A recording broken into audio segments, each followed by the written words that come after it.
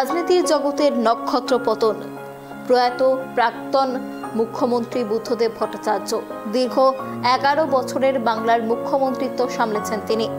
2000 সাল থেকে 2011 সাল পর্যন্ত বাংলার মুখ্যমন্ত্রী ছিলেন বুদ্ধদেব ভট্টাচার্য। তার প্রয়াণে গভীরভাবে শোকাহত বাংলার রাজনৈতিক জগৎ। মুখ্যমন্ত্রী মমতা বন্দ্যোপাধ্যায় আজ সকালে তিনি বুদ্ধদেব ভট্টাচার্যের বাড়িতে যান, সেখানে তাকে শেষ দেখা দেখতে। শুনুন মুখ্যমন্ত্রী কি বলেছেন। যে 12:30টার সময় ওনার বডি পিস ওয়ার্ল্ডে নিয়ে যাওয়া হবে এবং সেখান থেকে পার্টি যেভাবে সিদ্ধান্ত নেবে সেইভাবে বাদ বাকিটা ওনারা করবেন এবং ওনার দেহদান করা আছে। আমরা সরকারিভাবে আজকে রাজ্য সরকার ছুটি ঘোষণা করে দিয়েছি, আজকে ফুল ডে ছুটি থাকবে এবং আগামীকাল সসম্মানে রাষ্ট্রীয় সম্মানের সাথে আমরা তাকে শেষ বিদায় জানাতে চাই গান স্যালুটের মাধ্যমে। এবং আমি রবীন্দ্রদেবকে এটাও বলেছি, আপনি পার্টির সাথে কথা বলুন, পিস ওয়ার্ল্ডে না রেখে যদি আপনারা ভাবেন যে কারণে পিস ওয়ার্ল্ডে রাখা হচ্ছে, বডিটা ইনভার্ম করে রাখলে 72 আওয়ার্স ইন্ট্যাক্ট থাকে, সেক্ষেত্রে আপনারা রবীন্দ্র সদনেও রাখতে পারেন, নন্দনেও রাখতে পারেন। সেখানে অনেক মানুষ আছেন যারা দেখতে পারেন, কারণ শেষ দেখা তো সবাই দেখতে চায়। এবং তারপরে দল যা সিদ্ধান্ত নেবে, বিধানসভাতেও নিয়ে যেতে বলেছি, স্পিকার সাহেবও ফোন করেছিলেন ওনাদের। কাজী উনি দীর্ঘদিন বিধানসভার জনপ্রতিনিধি ছিলেন, মুখ্যমন্ত্রী ছিলেন, লিডার অফ দ্য হাউস, এবং তাছাড়াও অনেক ডিপার্টমেন্টের মিনিস্টার ছিলেন দীর্ঘদিন। কাজী ওনার মৃত্যুটা রাজ্যের পক্ষে একটা বড় লস। ওনার সাথে আমার অনেকবার কথা হয়েছে, দেখা হয়েছে। উনি যতবার হসপিটালে ভর্তি হয়েছেন আমরা দেখতে গেছি এবং সবসময় উনি সুস্থ হয়ে ফিরে এসেছেন, এটা আমাদের কাছে বড় প্রাপ্য ছিল।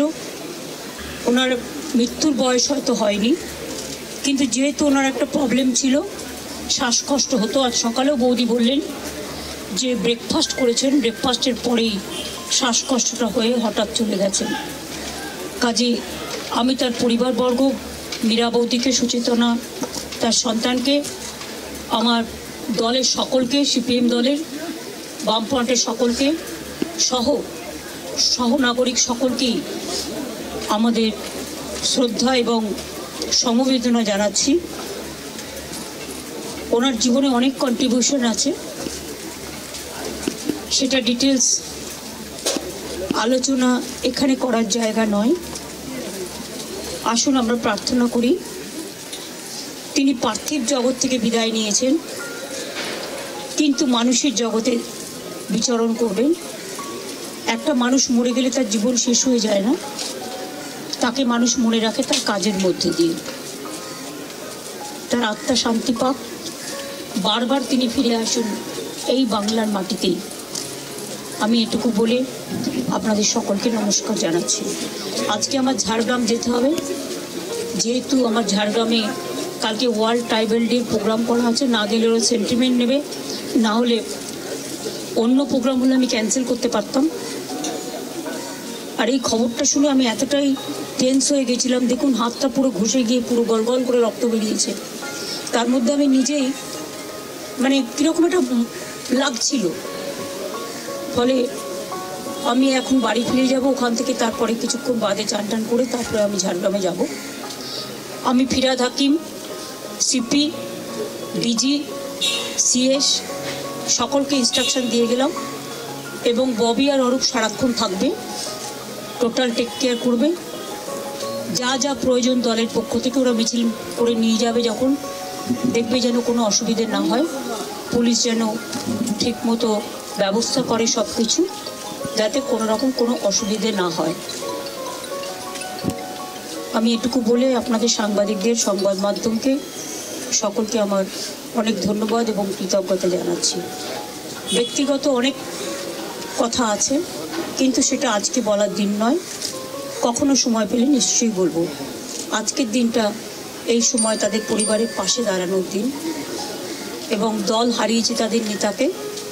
আমি অন্য দল করলেও তাদের দলের সাথেও আমার সম্পূর্ণ সমবেদনা থাকবে।